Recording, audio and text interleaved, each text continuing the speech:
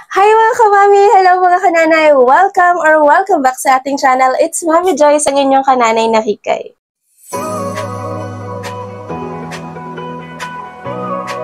Alam ko medyo late na ako sa trend mga kamami kasi inintay ko muna na gumaling ako. So nag-intay ako ng 2 weeks para ma-share ko sa inyo yung thoughts ko about dito sa product na Johnson's Baby Powder Inspired Perfume.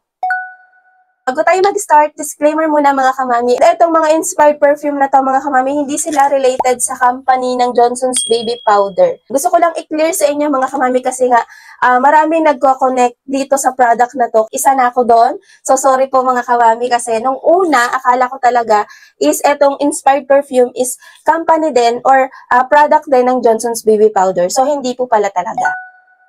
And isa pang disclaimer mga kamami, ito pong i-share ko sa inyo is based din sa experience ko, sa mga nalaman ko at mga na-research ko about dito sa product na pinag-uusapan natin ngayon.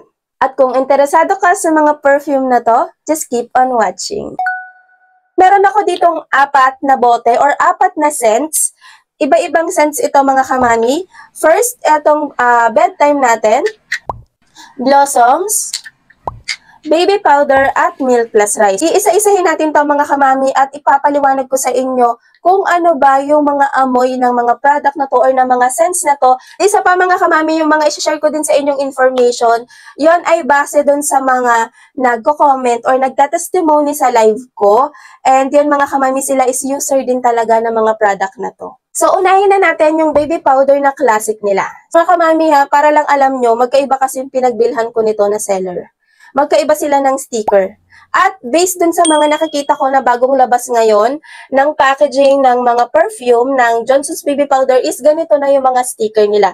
Medyo matte, hindi na siya masyadong shiny or glossy at mas malaki na siya compared dun sa mga unang na-check out na natin. Etong 10 ml nila mga kamami, wala siyang naka-indicate na 10 ml yung amount niya. At nakalagay siya sa frosted glass bottle. Ay, mga kamami, para sa mga hindi pa nakakaalam, babasagin po talaga yung bote niya. Ganito yung takip niya, bubuksan mo lang and then spray mo na siya. Ito ko rin sa inyo yung 35 ml natin. Ayan, as you can see, may nakalagay 35 ml. Nasa clear glass bottle siya at ganito siya buksan. Marami nagtatanong sa live ko mga kamami kung paano daw ito buksan. Kasi hindi nila alam kung paano buksan. Minsan ganito yung ginagawa nila. Pero hindi talaga ganun mga kamami. Just pull it up, and then, go na. Regarding naman sa prices nito mga kamami, doon tayo sa SRP ng 10 ml natin. Ito mga kamami, 95 pesos ang SRP nito. Pero sa live ko palagi itong naka-discount yung price niya. Bumababa yung price ito hanggang sa 72 pesos. Ayan, depende na lang kay seller kung kailan siya magbibigay ng pa-discount. Sa 35 ml naman natin mga kamami, 149 to 150 pesos ang SRP nito mga kamami. Discounted din palagi ang price nito sa akin at pinakamababa na naging presyo nito mga kamami is 126 to 135 pesos. So kung halimbawa doon kayo sa TikTok shop ko mag-check out, depende sa account ng mga kamami kung may mga pa-voucher si TikTok sa inyo, kung may mga pa-discount siya.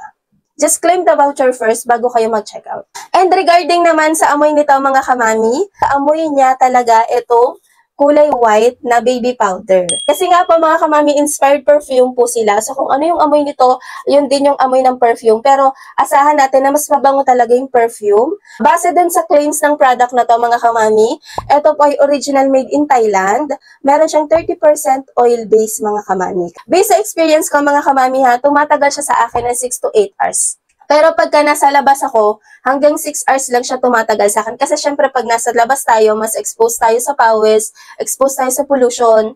So, hindi siya ganong tumatagal mga kamami. And based din dun sa mga nagtatestimony sa live ko mga kamami, tumatagal din sa kanila to ng 8 to 10 hours kapag nasa air condition silang area. Pero pag nasa school, alam naman natin sa school mainit, diba? Matagal to sa kanila ng 5 to 6 hours. Kapag umaga, nag-spray sila, bandang lunchtime, mag-spray ulit sila. So, maghapon silang mabango. Hindi pa rin ako masyadong magaling mga kamami, pero kaya ko naman na malakas-lakas na ako ngayon. Yung boses ko lang talaga hindi pa bumabalik. Next natin mga kamami is bedtime. Meron din tayong 10 ml. Meron din tayong 35 ml.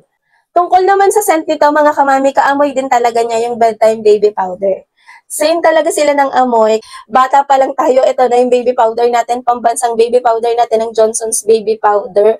Kaya alam ko, sa ulado nyo na yung amoy nito. So, kung kayo, first time pala kayo bibili ng mga perfume na inspired perfume, mga kamami amoy, yun nyo lang yung mga baby powder. Doon kayo mamili kung ano yung pinakamagustuhan nyo, yun yung i-check out nyo na scent nito.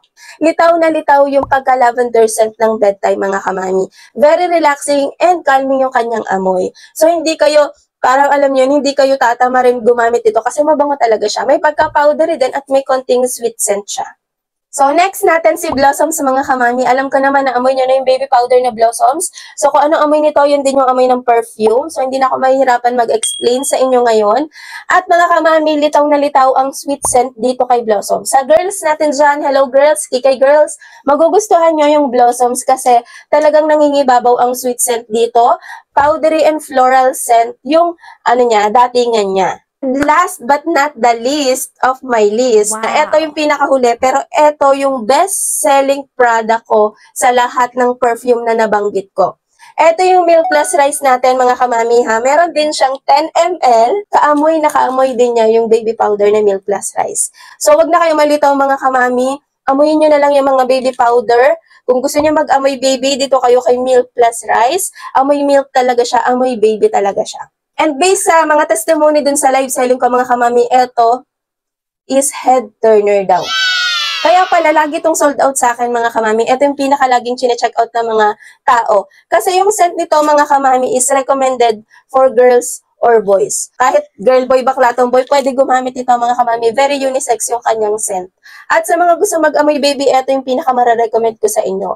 Girls, boys, pwede to sa inyo.